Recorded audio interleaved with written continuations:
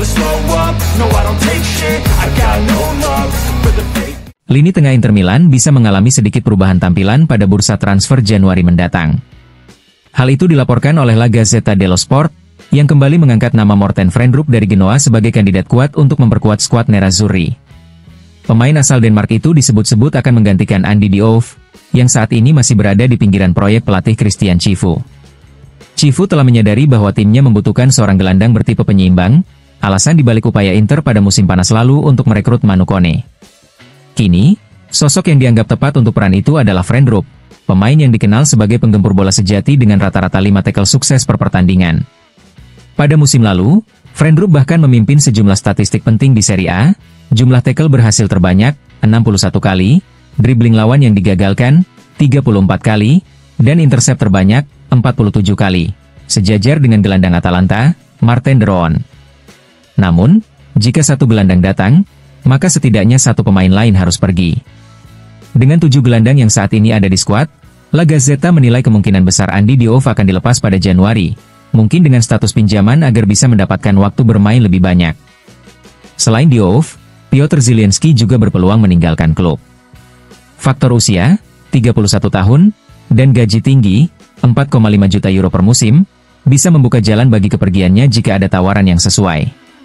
Sementara itu, Davide Fratesi, yang kini lebih sering berstatus sebagai pelapis Nicolo Barella, juga bisa saja memutuskan untuk mencari klub lain demi mendapatkan menit bermain lebih banyak, terutama menjelang tahun yang diharapkan akan berakhir dengan keikutsertaan Italia di Piala Dunia. Dengan kondisi tersebut, bursa transfer Januari mendatang bisa menjadi momen penting bagi Cifu dan manajemen Inter dalam menata ulang lini tengah mereka, demi menjaga keseimbangan dan kedalaman skuad untuk menghadapi paruh kedua musim.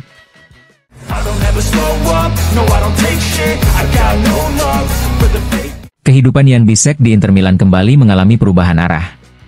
Setelah kedatangan Manuel Akanji yang sempat menutup peluangnya untuk bermain sebagai bek kanan ketiga, pelatih Christian Cifu kini mulai melihat potensi lain dari pemain asal Jerman tersebut. Dalam laga terakhir melawan Fiorentina, Cifu menurunkan Bisek sebagai bek tengah, sebuah keputusan yang membuahkan hasil positif. Menurut Corriere dello Sport, langkah taktis ini bisa menjadi titik balik dalam karir Bisek bersama Nerazzurri, terutama setelah sempat muncul rumor mengenai kemungkinan hengkangnya sang pemain. Situasi kontrak Francesco Acerbi dan Stefan de Vrij yang akan segera berakhir juga dapat membuka peluang lebih besar bagi Bisek untuk tampil reguler di jantung pertahanan Inter. Selain faktor teknis, motivasi pribadi Bisek juga turut berperan. Bek berusia 25 tahun itu disebut sangat berambisi untuk mendapatkan tempat di skuad tim nasional Jerman menjelang Piala Dunia mendatang. Langkah yang dilakukan Cifu kini menjadi arah baru bagi Bisek, tulis Corriere dello Sport. Pelatih asal Rumania itu percaya pada potensi sang pemain dan ingin terus mengembangkan peran barunya. Menganggapnya hanya sebagai pelapis Akanji, seperti sebelumnya dengan Pavard, akan menutup peluang eksplorasi taktik yang kini mulai terbuka. Dengan tinggi badan mencapai 196 cm dan postur yang kuat, Bisek dinilai memiliki kualitas ideal untuk menjadi bek tengah utama. Ia mampu menghadapi duel fisik dengan berbagai tipe penyerang dan memberikan keuntungan tambahan bagi Inter dalam duel udara. Perubahan peran ini bisa menjadi awal dari babak baru bagi Jan Bisek, bukan sekadar pelapis, tetapi calon pilar penting di jantung pertahanan Inter Milan di masa depan.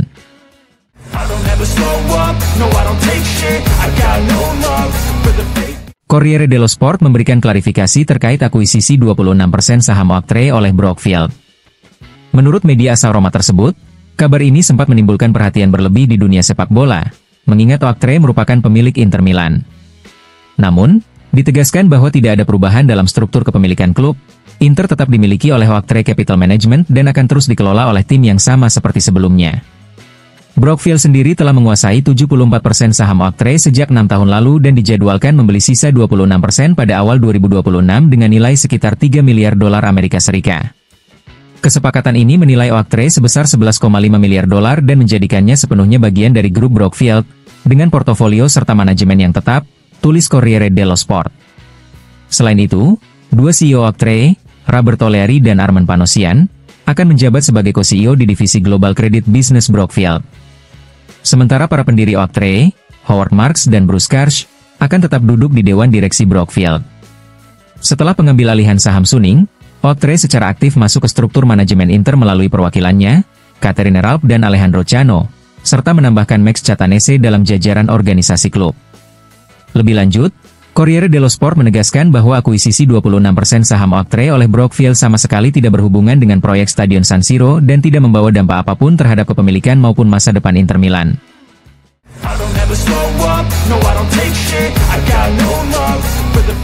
Salah satu misi utama Christian Chivu pada paruh pertama musim ini adalah menyiapkan peran penting bagi dua rekrutan anyar Inter Milan, Luis Enrique dan Andy Diouf. Kedua pemain yang didatangkan pada bursa transfer musim panas tersebut masih berjuang untuk mendapatkan menit bermain di bawah asuhan pelatih asal Rumania itu.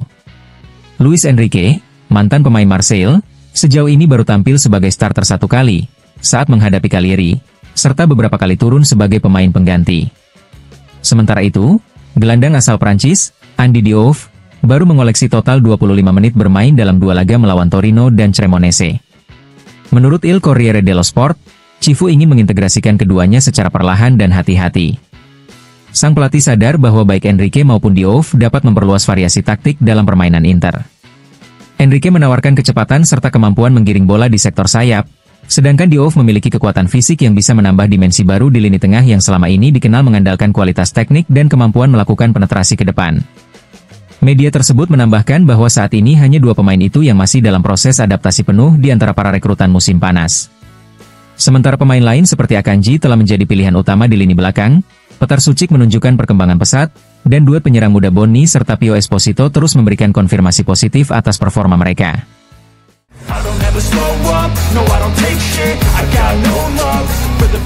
Kapten Inter Milan, Lautaro Martinez, tengah berupaya mengakhiri periode tanpa golnya di Serie A. Sang penyerang asal Argentina belum mencetak gol sejak 4 Oktober dan telah melewati 3 pertandingan liga tanpa torehan, melawan Roma, Napoli, dan Fiorentina. Harapannya, puasa gol tersebut dapat berakhir pada laga besok melawan Hellas Verona. Menurut La Gazzetta dello Sport, Lautaro masih menyimpan rasa kesal atas malam beracun di Maradona, mengacu pada duel panas melawan Napoli dan pertikaiannya dengan mantan pelatihnya, Antonio Conte. Ketegangan itu bahkan berlanjut lewat pernyataan Conte di hadapan media setelah pertandingan. Masih ada amarah yang membara, dan satu-satunya cara untuk menenangkannya adalah dengan mencetak gol. Tak ada obat yang lebih mujarab, tulis Gazzetta. Laga kontra Verona disebut sebagai kesempatan ideal bagi Lautaro untuk kembali ke jalur gol. Statistik menunjukkan bahwa klub asal Veneto tersebut merupakan salah satu lawan favoritnya. Dari 6 pertemuan di Serie A dengan total 596 menit bermain, Lautaro telah mencetak 6 gol, atau 1 gol setiap 99 menit. Catatan itu hanya kalah dari rekor pribadinya saat melawan Cagliari, di mana ia mencetak 1 gol setiap 73 menit. Dengan performa impresif Inter di puncak klasemen dan motivasi pribadi yang tinggi, laga di Stadio Bentegodi bisa menjadi panggung sempurna bagi sang kapten untuk kembali merayakan gol bersama rekan setimnya.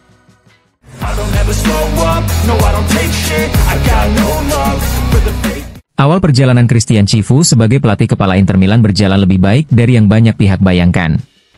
Dalam laporan Corriere dello Sport, pelatih asal Rumania itu dinilai telah berhasil mengembalikan semangat tim yang sempat terpuruk akibat akhir pahit pada musim lalu. Keselarasan antara Chivu dan para pemain terlihat jelas, baik dengan para veteran yang sudah lama mengenakan seragam nerazzurri maupun dengan para rekrutan baru. Bukan hanya ruang ganti yang terkesan, tetapi juga jajaran direksi dan pihak pemilik klub, Oaktree, yang disebut sangat puas dengan hasil kerja sang pelatih muda. Keputusan Oaktree untuk menunjuk sosok seperti Chivu, yang dianggap sebagai taruhan berani setelah era Simone Inzaghi, ternyata terbukti tepat. Meski masih di awal musim, sinyal positif sudah terlihat dari permainan dan atmosfer tim. Pengalaman Chivu sebagai mantan pemain Inter menjadi modal penting dalam memahami dinamika ruang ganti. Namun, kesuksesannya tidak hanya karena itu. Ia juga memberi sentuhan pribadi dalam pendekatan taktik maupun psikologis. Chivu memperbarui sistem 3-5-2 peninggalan Inzaghi dengan prinsip baru yang lebih fleksibel, sekaligus membangun hubungan emosional yang kuat dengan para pemainnya.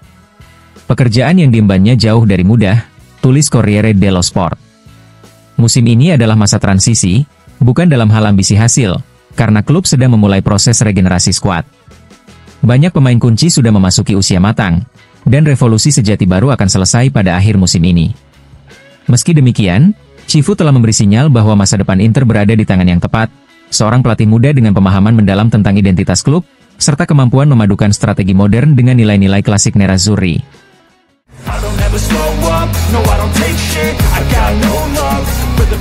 Pelatih tim nasional Pantai Gading, Emerse Faé, membuka peluang bagi penyerang muda Inter Milan, Angeon Boni, untuk bergabung dengan skuad Les Elephants. Dalam wawancaranya dengan Channel Plus Sports Afrika dalam program J1, Faye mengungkapkan bahwa pihaknya telah lama memantau perkembangan sang pemain. Bony adalah pemain yang sudah kami pantau sejak lama, bahkan sebelum ia menandatangani kontrak dengan Inter, ujar Faye. Kami sedang berdialog dengan dirinya dan juga pihak manajemennya. Kami berharap ia tertarik dengan proyek yang sedang kami bangun, baik secara kolektif maupun individual. Bony, yang bergabung dengan Inter pada musim panas lalu, memang menjadi salah satu talenta muda yang mencuri perhatian di Serie A berkat fisiknya yang kuat dan kemampuan menyerang yang agresif. Meski masih berusia muda, potensinya membuatnya dipantau oleh beberapa tim nasional, termasuk Pantai Gading.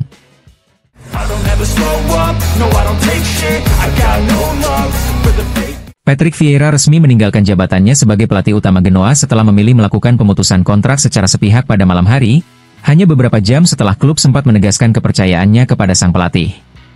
Langkah mendadak ini membuat konferensi pers yang dijadwalkan untuk hari ini, menjelang laga melawan Sassuolo pada Senin mendatang, terpaksa dibatalkan.